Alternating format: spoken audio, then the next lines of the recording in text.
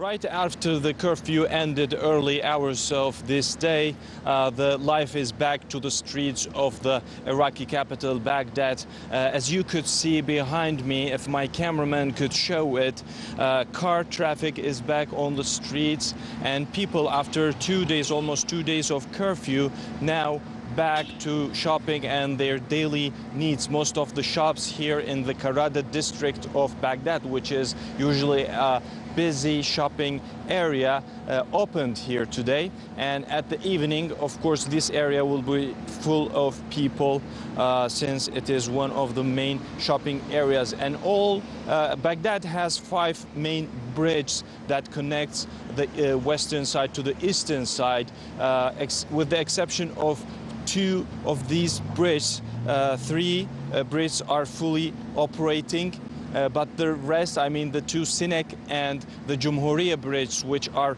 connecting Tahrir and Tayaran squares to the green zone area at the eastern side of Baghdad, are still closed, and there are heavy security forces present just in case if any demonstrations happens today. But what I see from the Iraqis on the street, they are optimistic and hopeful after all the statements that came from the opposition and ruling party leadership.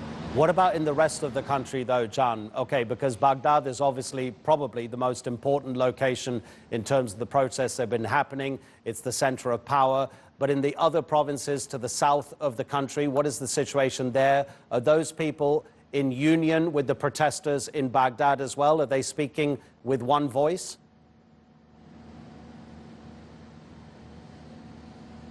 It all started here in Baghdad, and everyone is listening to today's emergency session of the parliament, actually. The parliament will address the needs or the demands of the protesters, and they will discuss the matter at the emergency session. But in this session, the main ruling party, which was the biggest list at the parliament, decided to suspend the sitting today until the government comes out with a solid solution.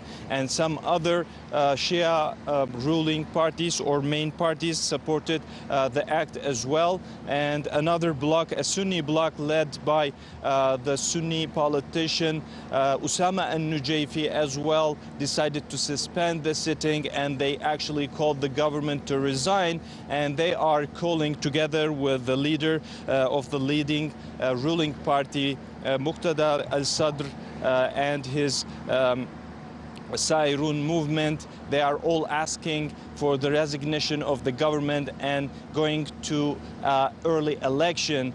Most of the people here in Iraq believes that an early election that will cover the votes of the Iraqis correctly, because in last year's election in May, most of the Sunni areas couldn't attend the elections, and there were,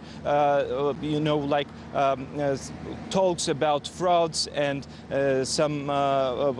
people mostly, they don't believe that the latest election was fairly representing the